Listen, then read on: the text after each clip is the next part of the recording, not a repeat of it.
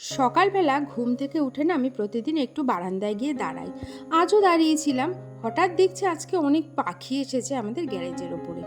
তো পাখিদের দেখে আমার মনে হলো ওদেরকে কিছু একটু খেতে দিই। মাথায় আসলো বিস্কুট, দিয়ে দিলাম। আর সত্যি কথা, অনেক পাখি ছিল জানো তো, কিন্তু আমি যে ভিডিওটা অন করব ভুলে গেছিলাম। কি সুন্দর পাখিগুলো টুকটুক টুকটুক করে বিস্কুটগুলো খাচ্ছিল, দেখে খুব ভালো লাগছিল। ভিডিওটা যখন অন করেছি তখন দেখছি একটা পাখি রয়েছে। যাই হোক, সকালটা এইভাবেই শুরু করলাম, মনটা তো খুব ভালো হয়ে গেল।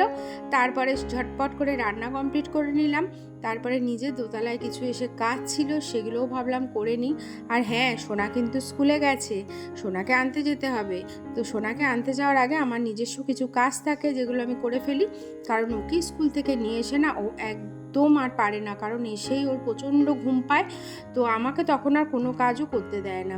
আবার ঘুম থেকে উঠে ওর পড়া থাকে, একদমই সময় পায় না। তো ওই জন্য যখন ও স্কুলে যতটুকু টাইম থাকে না, আমি এইভাবেই কাজগুলো গুছিয়ে নিই। আমার মনে হয় সব মায়েরাই আমার মতনই করে। আমার মাকেও আমরা এরকমভাবেই কাজ করতে দেখেছি। যাই হোক, ওপরে এসেছি, এখন ঘরগুলো পরিষ্কার করব। আর ভাবলাম একটু মুখে মাস্কটা মেখে নিই।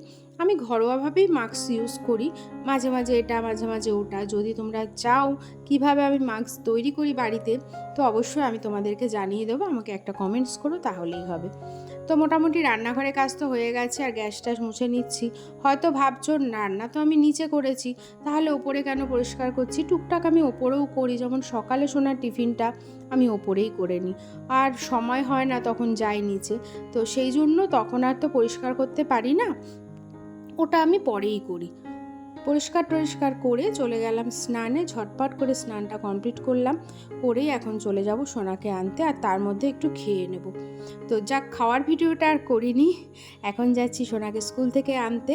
আর সোনা কিন্তু পড়ে অক্সিলিয়াম কনভেন্ট স্কুলে। তোমরা যদি এই স্কুলের ডিটেলস ভিডিও আমার কাছ থেকে জানতে চাও, তো আমাকে কমেন্টস করো, আমি সেটাও তোমাদেরকে জানিয়ে দেবো, ঠিক আছে? তো স্কুলে চলে এসেছি, এখন সোনাকে নিয়ে চলে যাব সোজা বাড়িতে গিয়ে সোনা কিন্তু ঘুমিয়েও পড়েছিল। তারপরে সন্ধেবেলাও পড়তেও চলে গেছিলো। এখন ওকে যাচ্ছি পড়ার থেকে আনতে। তারপরে একটু চা খেয়ে নিলাম, আর এটা হচ্ছে ওদের স্কুলের স্ক্র্যাপ বুক। তো ভাবলাম চলো এটা তোমাদের সাথে শেয়ার করি, আর এইভাবেই আজকের ভিডিওটা শেষ করি। কেমন লাগলো ভিডিওটা অবশ্যই কমেন্টস করো।